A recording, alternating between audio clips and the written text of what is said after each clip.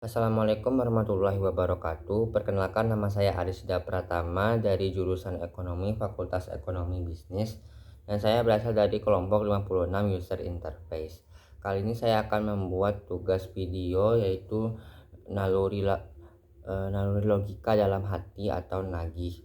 Nah, kali ini saya akan membahas topik apa saja pengaruh teknologi terhadap peningkatan pemanasan global. Teknologi mempunyai pengaruh yang signifikan terhadap peningkatan pemanasan global melalui beberapa cara, yaitu cara pertama adalah emisi gas rumah kaca. Penggunaan teknologi yang mengandalkan bahan bakar fosil seperti mobil bermesin, pembakaran internal, dan pembangkit listrik berbasis batu bara melepaskan emisi gas rumah seperti karbon dioksida atau CO2 ke atmosfer. Yang kedua ada industri besar. Teknologi dalam industri seperti produksi kimia, pertambangan, dan produksi semen dapat menghasilkan emisi gas rumah kaca dan limbah yang berkontribusi pada pemanasan global. Yang ketiga ada pertanian intensif. Teknologi dalam pertanian seperti penggunaan pupuk kimia dan pemberian pakan ternak yang tidak efisien dapat menghasilkan emisi gas metana, CH4, dan nitrogen oksida yang juga merupakan gas rumah kaca. Yang keempat ada penggunaan energi. Teknologi yang menghasilkan energi termasuk pembangkit listrik dapat menghasilkan emisi gas rumah kaca tergantung pada sumber energi yang digunakan. Yang kelima ada pemanasan, ventilasi, dan pendingin. Teknologi pemanasan, ventilasi, dan pendingin bangunan dapat menghasilkan emisi gas rumah kaca jika sumber energi berasal dari bahan bakar fosil. Yang keenam ada transportasi udara dan laut. Teknologi dalam transportasi udara dan laut menghasilkan emisi gas rumah kaca, terutama karena bahan bakar yang digunakan. Yang ketujuh ada pembuangan elektronik. Teknologi elektronik cenderung memiliki siklus hidup yang pendek, yang berkontribusi pada limbah elektronik dan dampak lingkungan yang signifikan. Namun, penting untuk diingat bahwa teknologi juga dapat menjadi bagian solusi dalam mengatasi perubahan iklim. Teknologi terbaru seperti energi surya, angin, dan hidro, serta inovasi dalam efisiensi energi, pengelolaan limbah, dan pertanian berkelanjutan, serta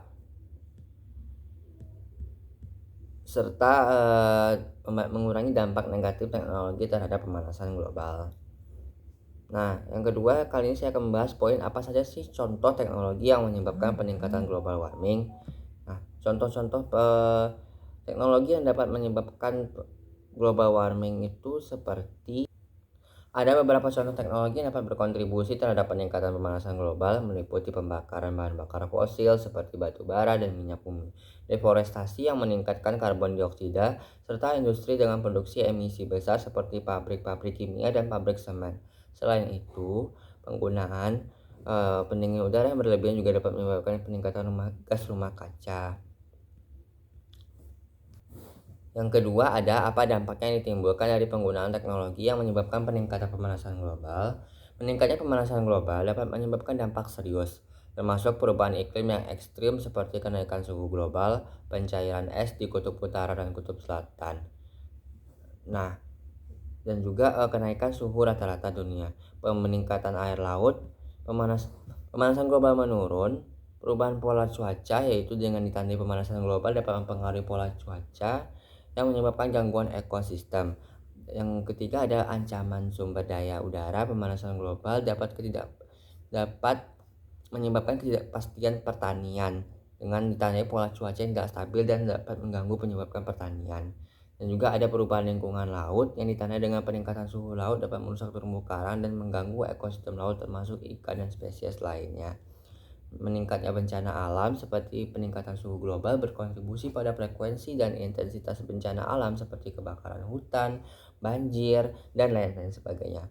Dan juga ada gangguan kesehatan manusia yang ditandai dengan pemanasan global dapat mempengaruhi kesehatan manusia melalui penyebaran penyakit vektor seperti malaria serta dampak buruk dari kondisi cuaca ekstrem. Yang terakhir ada kerugian ekonomi yang ditandai dengan dampak-dampak kerugian ekonomi ini dapat berdampak negatif pada perekonomian termasuk biaya perbaikan pasca bencana. Dengan memahami dampak-dampak ini, penting untuk kita mengambil tindakan untuk mengurangi emisi gas rumah kaca dan beralih ke teknologi yang ramah lingkungan. Yang terakhir, pertanyaan terakhir adalah apa aja peran yang dapat kita lakukan untuk mengurangi pemanasan global?